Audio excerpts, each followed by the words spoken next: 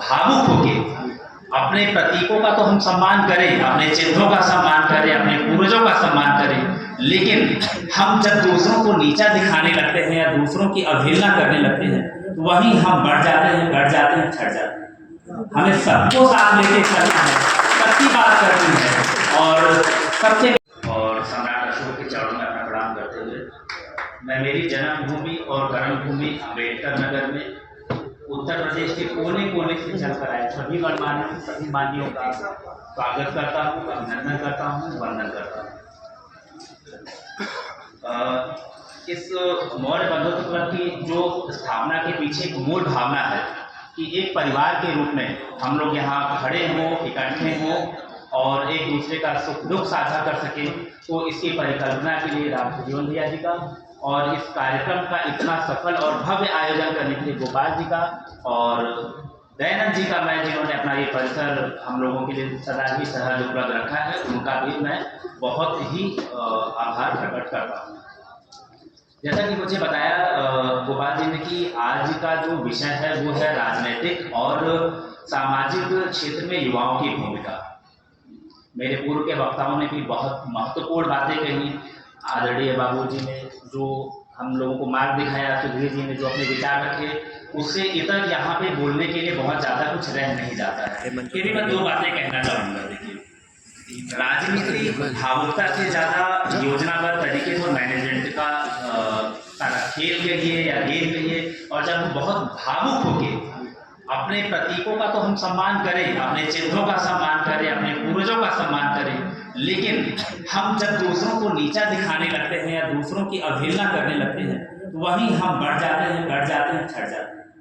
हमें सबको साथ लेके चलना है, सबकी बात करनी है और सबसे मिलकर राजनीति होगी। अगर आप बात करें कि हम 14% हैं, तो अगर हम 14% हैं तो क्या हम 14% की राजनीति कर लेंगे? अगर हम अपनी शैली को बहुत अच्छा, या तो हम जागते नहीं हैं, या हम जब जाग जाते हैं तो इतना जाग जाते हैं कि तूफान मचा देते हैं। तो तूफान भी नहीं मचाना है, तूफान नहीं मचाना है, मैनेजमेंट से चलना है, अपने प्रतीकों का, अपने चिन्हों का, अपने पूर्वजों का सम्मान करना है, लेकिन हमें किसी को बुरा भी नहीं बोलना है, किसी को भला भी नहीं बोलना। हो सकता है कि हमारी आस्था गौतम बुद्ध जी में हो, बाकी चीज़ों में हो, हम अपने धर्म में विश्वास करें, लेकिन किसी और की अगर आस्था मंदिर में है, मस्जिद में है, गुरुद्वारे में है, चर्च में है, हम उसके ऊपर अपमानजनक टिप्पणी ना करें। ये हमारा कर्तव्य होना चाहिए। तो मैं चाहूँगा कि सब लोग ऐसी बात करें। और जब युवाओं की बात आती है, नेतृत्व की बात आती है, तो नेतृत्व दो प्रकार का होता है। तय आपको करना है कि नेतृत्व कौन सा लेना है। एक नेतृत्व होता है मैनेजर, जो आपका थाना, कोर्ट, कचहरी सारी चीज़ें मैनेज करके आपको दे देगा, कुछ ले देके 2 दिन, 4 दिन, 6 दिन। लेकिन नेतृत्व आपकी पीढ़ियाँ बदलता है, आपकी पीढ़ियाँ सुधारता है। नेतृत्व खड़ा करना है। और अगर हमारे साथ में युवा आगे नहीं बढ़ पाए इस जिले में, अगर हमारा नेतृत्व वैसा नहीं खड़ा हो पाया जैसा हमारे माननीय बाबूजी का मानना है, बाकी लोगों का मानना है, तो हमें उसकी चिंता भी करनी चाहिए कि उसके पीछे क्या कमी रह गई, हमारा क्या रह गया, हम क्यों नहीं कर पाए।